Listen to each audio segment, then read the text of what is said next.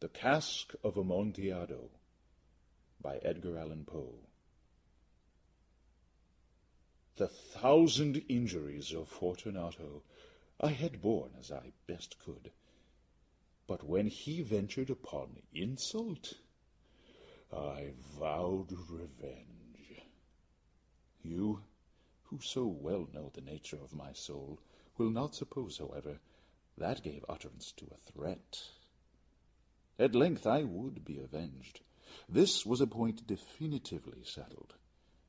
But the very definitiveness with which it was resolved precluded the idea of risk. I must not only punish, but punish with impunity. A wrong is unredressed when retribution overtakes its redresser. It is equally unredressed when the avenger fails to make himself felt as such to him who has done the wrong.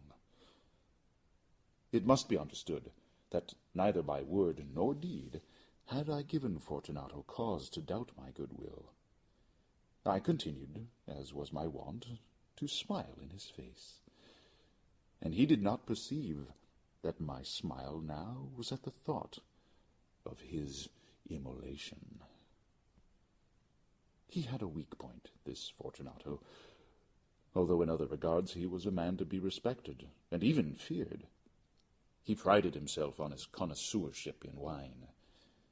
Few Italians have the true virtuoso spirit. For the most part, their enthusiasm is adopted to suit the time and opportunity, to practice imposture upon the British and Austrian millionaires. In painting and gemmery, Fortunato, like his countrymen, was a quack, but in the matter of old wines he was sincere. In this respect I did not differ from him materially. I was skilful in the Italian vintages myself, and bought largely whenever I could. It was about dusk, one evening during the supreme madness of the carnival season, that I encountered my friend. He accosted me with excessive warmth, for he had been drinking much. The man wore motley. He had on a tight-fitting party-striped dress, and his head was surmounted by the conical cap and bells. I was so pleased to see him that I thought I should never have done wringing his hand. I said to him, "My dear Fortunato, you are luckily met. How remarkably well you are looking today. But I have received a pipe of what passes for Amontillado, and I have my doubts." "How?" said he. "Amontillado? A pipe? Impossible! And in the middle of the carnival?" "I have my doubts," I replied. "And I was silly enough to pay the full Amontillado price without consulting you in the matter. You were not to be found, and I was fearful of losing a bargain." "Amontillado?" "I have my doubts." "Amontillado?" And I must satisfy them. "Amontillado!" "As you are engaged, I am on my way to Lucchese. If anyone has a critical turn, it is he. He will tell me, 'Lucchese cannot tell Amontillado from sherry.' And yet some fools will have it that his taste is a match for your own. Come, let us go." "Whither?" "To your vaults." "My friend, no. I will not impose upon your good nature. I perceive you have an engagement. Lucchese—" "I have no engagement. Come." "My friend, no. It is not the engagement, but the severe cold with which I perceive you are afflicted. The vaults are insufferably damp. They are encrusted with nitre." "Let us go, nevertheless. The cold is merely nothing. Amontillado! You have been imposed upon. And as for Lucchese, he cannot distinguish sherry from Amontillado." Thus speaking, Fortunato possessed himself of my arm, and putting on a mask of black silk and drawing a roquelaire closely about my person, I suffered him to hurry me to my palazzo. There were no attendants at home. They had absconded to make merry in honor of the time. I had told them that I should not return until the morning, and had given them explicit orders not to stir from the house. These orders were sufficient, I well knew, to ensure their immediate disappearance, one and all, as soon as my back was turned. I took from their sconces 2 flambeaux, and giving one to Fortunato, bowed him through several suites of rooms to the archway that led into the vaults. I passed down a long and winding staircase, requesting him to be cautious as he followed. We came at length to the foot of the descent, and stood together upon the damp ground of the catacombs of the Montresors. The gait of my friend was unsteady, and the bells upon his cap jingled as he strode. "The pipe," he said. "It is farther on," said I. "But observe the white web-work which gleams from these cavern walls." He turned towards me, and looked into my eyes with two filmy orbs that distilled the rheum of intoxication. "Nitre?" he asked at length. "Nitre," I replied. "How long have you had that cough?"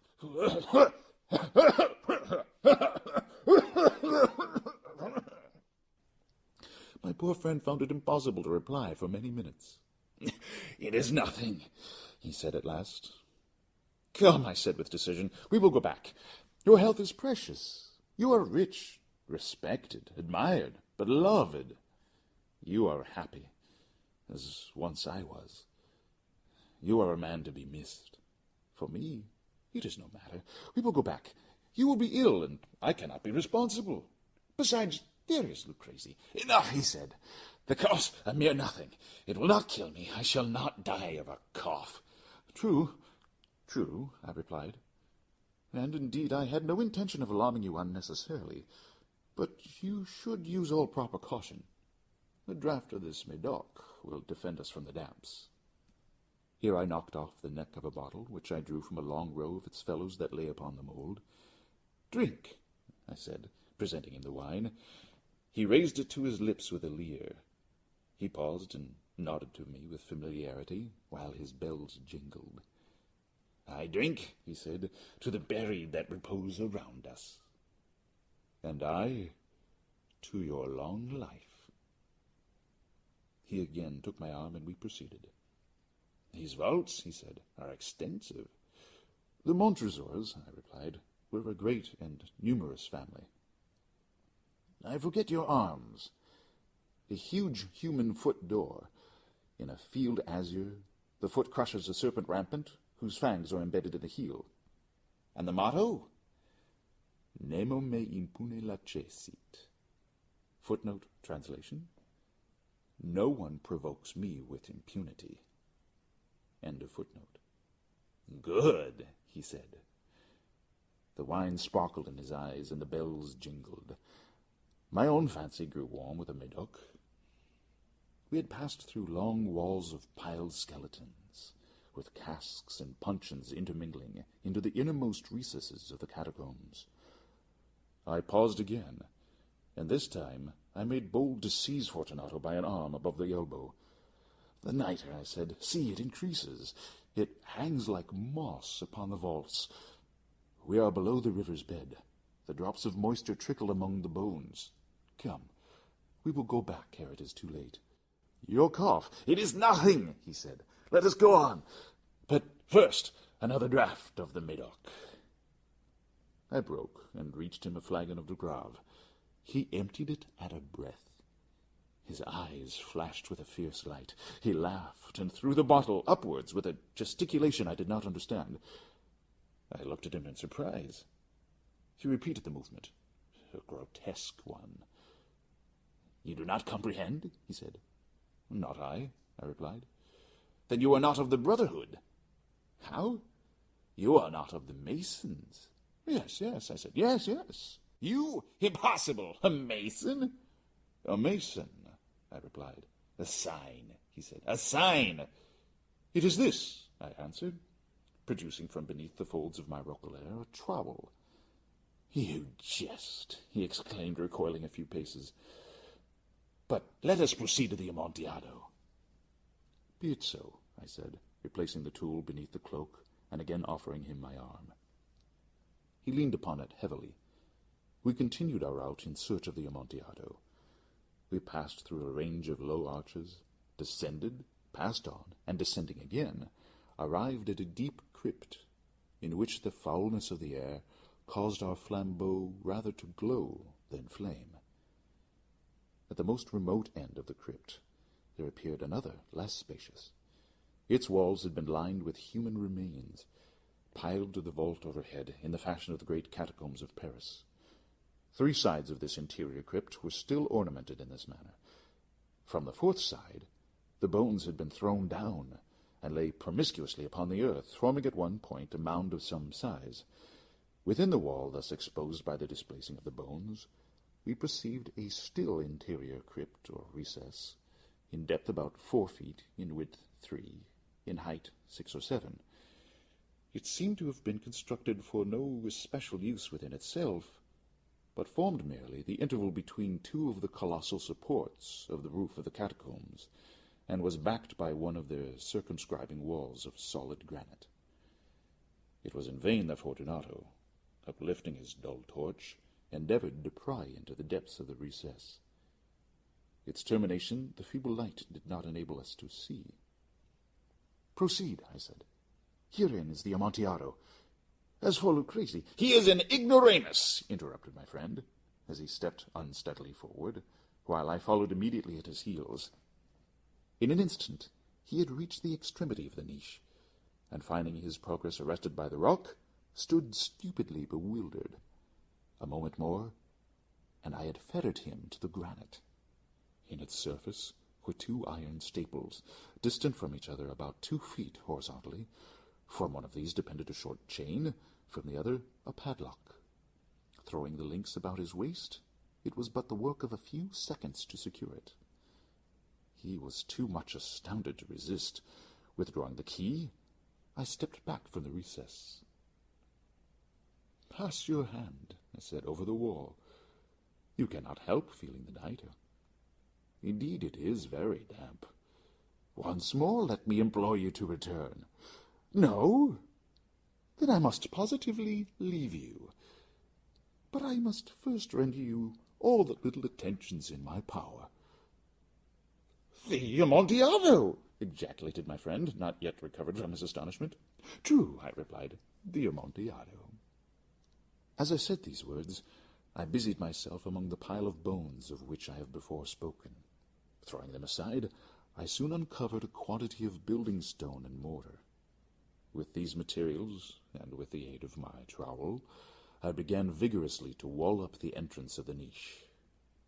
I had scarcely laid the first tier of the masonry when I discovered that the intoxication of Fortunato had, in a great measure, worn off. The earliest indication I had of this was a low, moaning cry from the depths of the recess. It was not the cry of a drunken man. There was then a long and obstinate silence. I laid the 2nd tier, and the 3rd, and the 4th, and then I heard the furious vibrations of the chain. The noise lasted for several minutes, during which, that I might hearken to it with the more satisfaction, I ceased my labors and sat down upon the bones.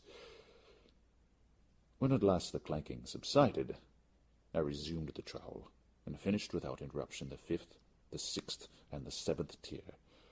The wall was now nearly upon a level with my breast.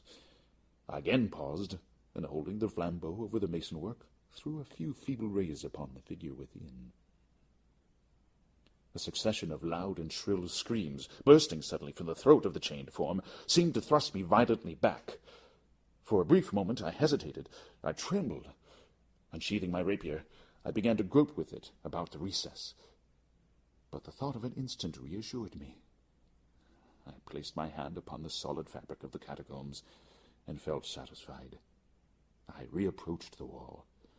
I replied to the yells of him who clamored. I re-echoed. I aided. I surpassed them in volume and strength. I did this, and the clamorer grew still. It was now midnight, and my task was drawing to a close. I had completed the 8th, the 9th, and the 10th tier. I had finished a portion of the last and the 11th. There remained but a single stone to be fitted and plastered in. I struggled with its weight. I placed it partially in its destined position. But now there came from out the niche a low laugh that erected the hairs upon my head. It was succeeded by a sad voice, which I had difficulty in recognizing as that of the noble Fortunato. The voice said, A very good joke indeed. An excellent jest. We will have many a rich laugh about it at the palazzo over our wine. The Amontillado, I said. Yes, the Amontillado.